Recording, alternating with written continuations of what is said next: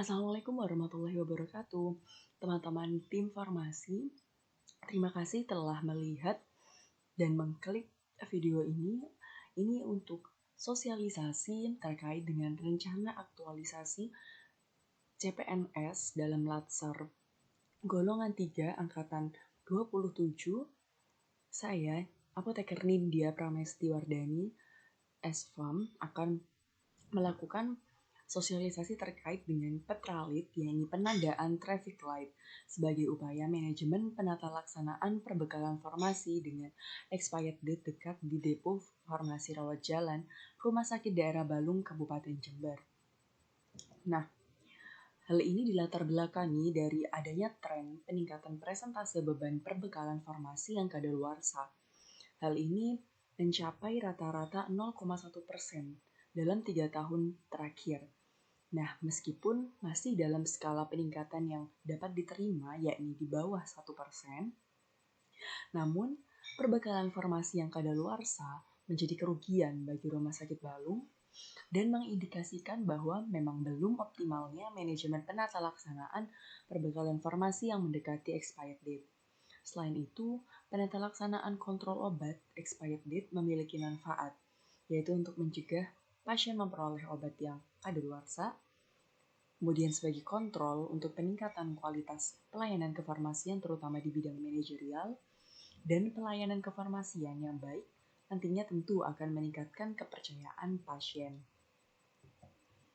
Berikut adalah prosedur terkait pengelolaan obat expired date melalui proses atau sistem pelabelan traffic light.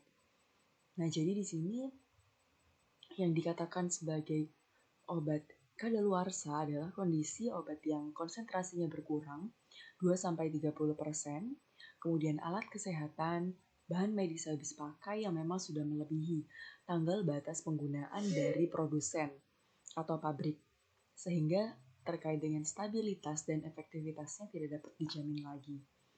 Nah, tujuan dari adanya pengelolaan obat yang akan mendekati masa kadaluarsa ini adalah untuk proses early warning, yaitu untuk identifikasi dan mencegah terjadinya pemberian perbekalan farmasi yang kadaluarsa. Kemudian prosedurnya adalah: pertama, petugas farmasi melakukan kontrol secara rutin terhadap kondisi fisik perbekalan farmasi, terutama terkait dengan tanggal kadaluarsanya. Hal ini dilakukan setiap obat masuk dari gudang ke instalasi farmasi rawat jalan. Nah, kemudian petugas farmasi ini akan mengkelompokkan perbekalan farmasi mana yang sesuai dengan masa kadaluarsanya. Pengelompokan ini disesuaikan dengan label atau warna yang ada pada stiker traffic light. Traffic light di sini adalah lampu lalu lintas, ya ini ada stiker merah, kuning, dan hijau.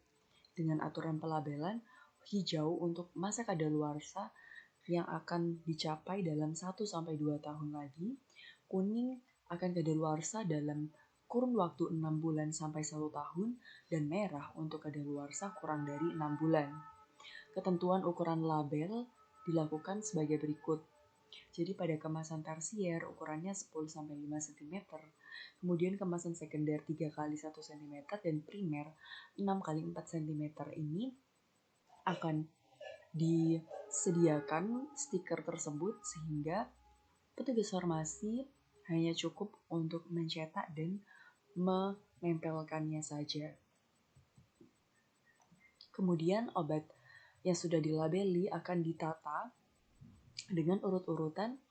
Obat yang berlabel merah diletakkan lebih depan di bagian depan rak, sedangkan ke belakang berturut-turut obat yang berlabel kuning dan hijau.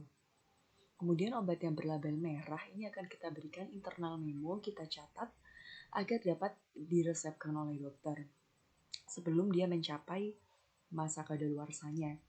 Kemudian obat-obat yang akan kadaluarsa dalam kurun waktu 1 minggu lagi, maka akan ditarik dan dikembalikan ke gudang untuk kemudian dimusnahkan atau dikembalikan ke distributor sesuai dengan kontrak. Nah, harapannya di sini pengaturan obat secara FIFO atau first expired first out di farmasi rawat jalan Rumah Sakit Balung akan terlaksana dengan perhatikan proses penata laksanaan menggunakan label traffic light ini. Ini adalah contoh gambaran dari stiker label pada kemasan primer.